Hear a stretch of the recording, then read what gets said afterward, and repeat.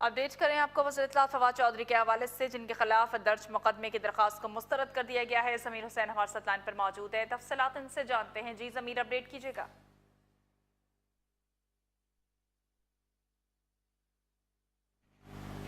दरखास्त दायर की गई थी अदालत में कि फवाद चौधरी के खिलाफ मुकदमा दर्ज किया जाए और उस पर बकायदा तौर पर दरखास्त दायर की गई थी और मुकदमा दर्ज करने की जो दरखास्त है उसको मुस्तरद कर दिया गया है। और अदालत की तरफ से ये कहा गया है कि अदालत जो है वो हुक्म इंदराज का जो है वो हुक्म नहीं दे सकती, मुतलका फोरम पर जो है वो राब्ता किया जाए। दरखास्त गुजार को ये हुक्म दिया गया कि वो मुतलका जो फोरम है उस पर राब्ता करे और यहाँ से उनकी जो दरखास्त इंदराज मुकदमा थी वो दर्ज करने के हवाले से जो थी वो खारिज कर दी गई है और उन्हें मुकदमा के हवाले से और जो उन्होंने एप्लीकेशन दायर की थी उस हवाले से कहा गया है कि वो मुतलका फोरम से राब्ता करें ताकि उनका काम वहां से मुकम्मल हो सके। जी बहुत शुक्रिया ज़मीर हुसैन हमें अपडेट करने के लिए।